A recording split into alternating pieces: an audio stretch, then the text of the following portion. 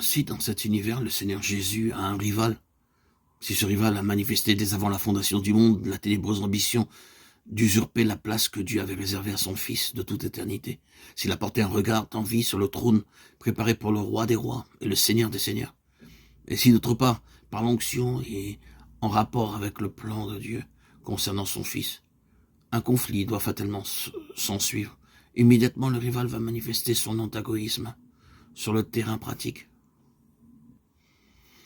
Recevoir l'onction en se rendant compte de ce qu'elle est, il n'en faut pas davantage pour provoquer l'enfer. Il est facile de vérifier la chose dans le domaine de l'expérience. Trouver un homme pour qui l'onction représente quelque chose de précis et qui entre résolument dans cette voie, vous ne tarderez pas à le voir aux prises spirituellement avec toutes sortes d'adversaires. Voyez David. L'Esprit de l'Éternel saisit David à partir de ce jour et dans la suite. Or, qu'avons-nous après cela? Presque sans transition, nous voyons surgir l'antagonisme. Et un antagonisme qui se révélera tenace. L'esprit de Saül est agité par un mauvais esprit qui ne cesse d'en vouloir à la vie de David.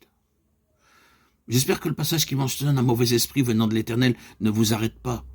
Il n'y a rien dans l'univers entier qui échappe à la souveraineté de Dieu, pas plus le diable lui-même que les démons et tout le reste. Il ne s'ensuit pas que ces mauvais esprits soient vis-à-vis de Dieu dans des rapports de collaboration bienveillante, intelligente ou même consciente. Cela veut simplement dire que Dieu, dans sa souveraineté, sait faire concourir leur activité à ses propres fins. Nous voici donc en présence de quelque chose de malfaisant, d'une intelligence mauvaise, qui semble avoir juré la perte de celui que Dieu a oint.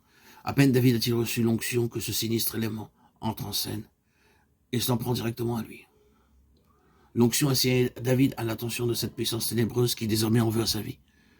C'est l'onction, rien d'autre, qui est à la base de cette animosité. Et c'est l'onction qui en a provoqué la manifestation au grand jour. À cause de l'onction, l'adversaire est sorti de l'ombre et ne prend même plus la peine de cacher ses intentions.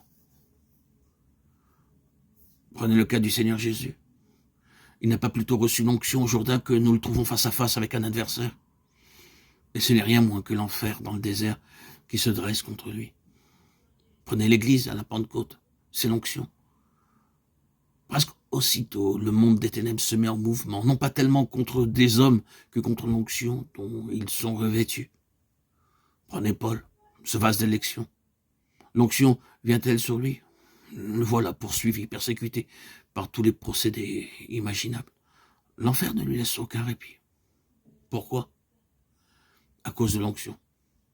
Voilà donc un des premiers effets de l'onction. Une violente réaction de la part du royaume des ténèbres.